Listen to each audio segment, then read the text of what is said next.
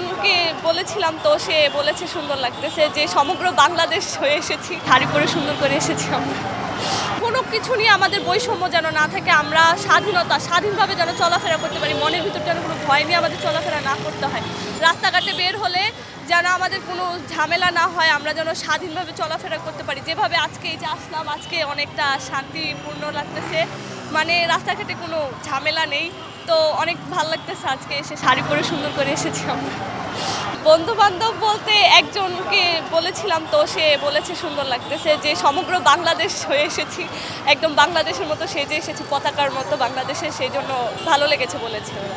বাংলাদেশ হচ্ছে আমার নিজের দেশ, তো আমি যদি এইভাবে পতাকার মতো পরে আসি, ধারণ করি, আমার কাছে এটা খুবই গর্বের বিষয়, কারণ আমার নিজের দেশের পতাকার মতো আমি পরে এসেছি, এর চেয়ে গর্বের আর কি হতে পারে। আমার নিজের দেশে আমি স্বাধীনভাবে চলাফেরা করব, যে আমার যা খুশি করব সেভাবে চলাফেরা করব, তো এখানে ভয়ের কিছু নেই। আর আমার খুব গর্বিত ফিল হচ্ছে যে আমি বাংলাদেশের পতাকার মতো ড্রেস আপ করে আসতে পেরেছি, এভাবে সুন্দর করে সেজে